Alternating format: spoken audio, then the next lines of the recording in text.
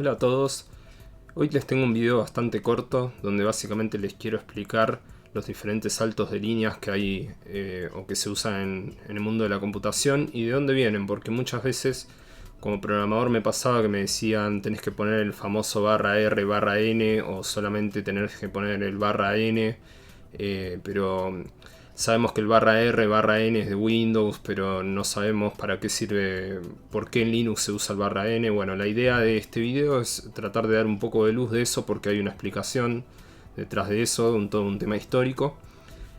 Así que bueno, primero que nada vamos a arrancar viendo lo siguiente. Acá tengo un pequeño archivo de texto de prueba con el que vamos a estar viendo este tema, y una de las cosas que quería mostrarles era lo siguiente. Fíjense, no sé si se va a llegar a ver, que acá abajo todos los editores de texto modernos hoy en día pueden trabajar con los dos sistemas, ¿sí? Fíjense que acá dice LF o lo puedo cambiar por CRLF, ¿sí? Puedo elegir cualquiera de los dos. Bien, pero ¿de dónde viene esto y por qué los diferentes sistemas operativos eligieron diferentes estrategias para resolver un salto de línea, ¿sí? Bueno, todo eso vino de... Esperen que ahí se los muestro. Vino de acá, ¿sí? Ustedes me van a decir, Fer, me estás viniendo a hablar de máquinas de escribir y vos probablemente no tocaste una. No, quiero que sepan que cuando yo era muy chico mi abuelo tenía una y yo la usaba para jugar. De hecho, he escrito varias cosas ahí y todo y bueno, básicamente el problema viene desde acá. Fíjense las cosas que arrastran la computación y las capas y capas de cosas que venimos arrastrando desde hace mucho tiempo. Básicamente el problema era el siguiente. Fíjense que en el mundo de la computación todo el tiempo se estuvo reutilizando inventos de otros lados. Por ejemplo, para los monitores van a ver que se estuvieron reutilizando televisores. Las primeras computadoras estaban basadas en calculadoras mecánicas. Todo el tiempo se estaban reutilizando cosas o inventos anteriores. Y la impresora no es la excepción. Las primeras impresoras que se tenían en el mundo de la computación y eran muy parecidas a lo que eran las máquinas de escribir, pero básicamente todo automático, ¿no? Con motores. Pero habían dos operaciones que seguían siendo más o menos las mismas, digamos. Primero voy a empezar explicando cómo era que funcionaba una máquina de escribir. Básicamente cuando uno iba apretando las diferentes teclas, lo que iba pasando era que este cilindro que está acá se iba corriendo de derecha a izquierda hacia aquel lado. Y finalmente, cuando uno llegaba al final de todo, o sea, el carro se iba moviendo así, y cuando llegaba al final de todo, sonaba una campanita, ¿sí? Y nosotros teníamos que hacer el retorno de carro, que básicamente es hacer lo que muestra esta flecha, llevarlo de vuelta hacia la derecha, empujar el carro hacia la derecha de vuelta, y después teníamos que girar la perilla que está acá a la derecha para hacer lo que se llama el line feed. El line feed es ir a la línea siguiente, o sea, mover el papel para poder ir a la línea que sigue. Fíjense que el movimiento del carro te permite reubicar la hoja en el eje X y la perilla te permite reubicarla pero en el eje Y, ¿sí? Bien, entonces el famoso CRLF viene de ahí. CR significa Carriage Return, ¿sí? Que significa retorno de carro, justamente la operación de mover y volver a dejar el carro donde estaba, lo que indica esta flecha. Y el line feed es lo que hacía esta perilla, ¿sí? Bien, entonces ¿qué fue lo que fue ocurriendo? Los diferentes sistemas operativos fueron adoptando diferentes caracteres de control para reflejar el salto de línea. Por ejemplo, Linux siempre eligió el barra N, ¿sí? Algunas versiones viejas de Mac OS usaban solamente el barra R, ¿sí? Solo hacían retorno de carro. Y en Windows se eligió una... Igual esto en Mac OS ya no va más, ahora se usa el barra N, pero en Windows se eligió una solución bastante interesante, que es que dijeron vamos a poner el barra R y el barra N todos juntos, ¿sí? Y claro, el tema es... Lo hicieron para complicarnos la vida, ¿no? Porque cuando teníamos que pasar archivos y todo era un problema. Pero no, básicamente eso tiene una explicación, y es que justamente como muchas de las primeras impresoras están basadas en máquinas de escribir, esto a vos te permitía mandar el archivo prácticamente tal cual estaba en la impresora. Entonces, vos tenías un carácter para cada operación, ¿sí? Y eso incluía el salto de línea. ¿Por qué? Porque había que retornar el carro y también hacer el line feed, ¿sí? Dándole un carácter a cada una de esas operaciones era mucho más fácil comunicarse con una impresora. En caso contrario, seguramente había que escribir un driver que agarre el texto que yo tenía y que donde veía un /n tenía que transformarlo en /r/n. Entonces Microsoft dijo no. Para evitar tener que hacer eso, directamente ya lo incluimos en todos los archivos de texto.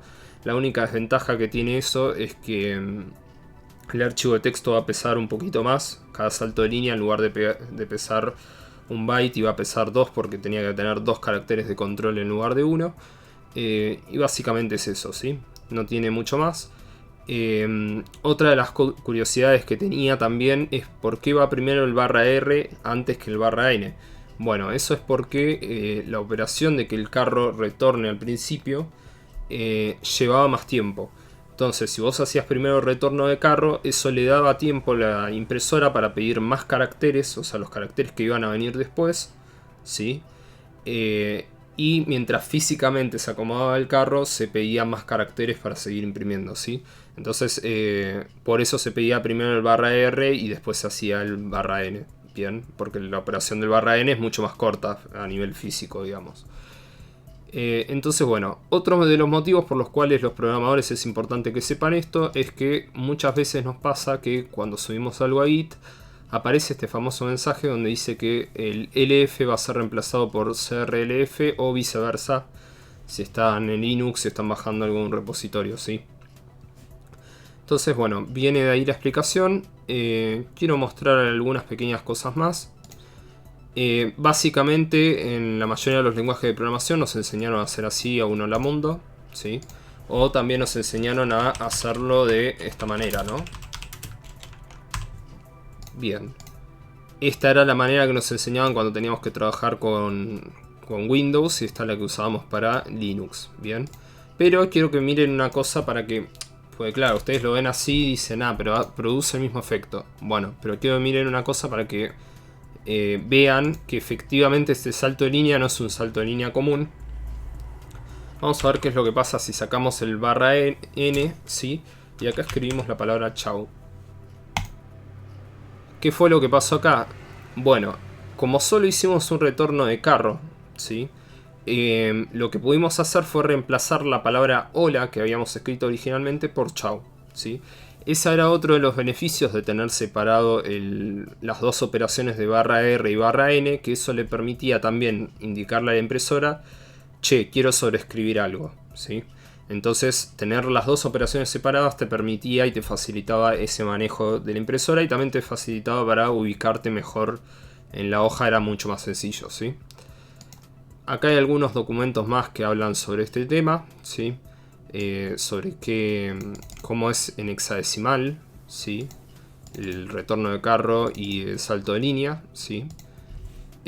También hay algunas explicaciones más que todo esto se los voy a dejar ahí en la parte de la descripción. Les voy a dejar estos links por si les interesa profundizar más sobre esto.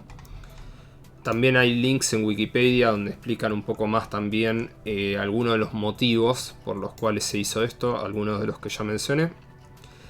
Y por último, quiero mencionar, vamos a ver un ejemplo donde vamos a ver cómo se refleja esto en la codificación de caracteres. Entonces, primero vamos a guardar un archivo, esperen que lo voy a ubicar acá si se puede ver. Primero vamos a guardar un archivo como LF, ¿sí? Y ahora vamos a grabar otro archivo, pero este va a ser CRLF, ¿bien? Perfecto. Ahora vamos a cambiar esto y vamos a guardarlo, ¿sí? Perfecto, ya tenemos nuestros dos archivos. Ahora vamos a ver cómo queda esto, digamos, viéndolo en hexadecimal, ¿sí? Vamos a ver la consola. Y en la consola, yo acá ya había estado haciendo unas pruebas. Lo que vamos a escribir es hexdump-c test lf.txt. Y acá podemos ver nuestra cadena de texto, ¿sí? Y acá donde hay un punto, esto en realidad es un carácter de control, ¿sí? Fíjense que el que tenía solo el line feed, el LF, tiene el hexadecimal 0A. Bien, Y de hecho lo tiene acá al final también. Fíjense. Acá lo que estamos viendo del lado izquierdo es lo mismo que está del lado derecho, pero en hexadecimal, ¿sí? El código ASCII, como quien recordará, ¿no? Y ahora vamos a hacer lo mismo, pero con el CRLF, el otro archivo que creamos. Y fíjense que acá en lugar de poner un solo carácter puso dos. Primero retorno de carro y después el salto de línea, ¿sí? Y fíjense que lo hizo también al final, ¿sí? Bien, ¿por qué es importante que los programadores sepamos esto? Porque básicamente hay veces donde tenemos que comunicarnos con otros sistemas y tenemos que saber con qué sistema están trabajando. Como ya dije, la mayoría de los editores de texto pueden trabajar tranquilamente los dos sistemas, y de hecho ya incluso las últimas versiones de Windows incluyen un bloc de notas que ya trabaja con los dos sistemas. Pero fíjense que esto lo venimos arrastrando hace un montón. Y de hecho, un dato más curioso que les voy a mostrar, también es importante porque hay veces que hay cierta documentación, por ejemplo el protocolo HTTP, indica que el protocolo HTTP está basado en texto, sí, en texto plano, y hay una parte donde se separa una parte de encabezado de lo que es el mensaje o lo que es la página web, ¿sí? Y fíjense que para poder separar esos dos bloques, acá lo que te indica es que tenés que hacer un CRLF. No importa si estás en Linux, en Windows o lo que sea, el servidor tiene que responder con un CRLF, ¿sí? Así que bueno, básicamente de eso era el video de hoy. Era para tratar de comentarles cómo funcionaba todo esto. Y bueno, cualquier consulta me lo dejan ahí en la caja de comentarios. Y bueno, hasta la próxima.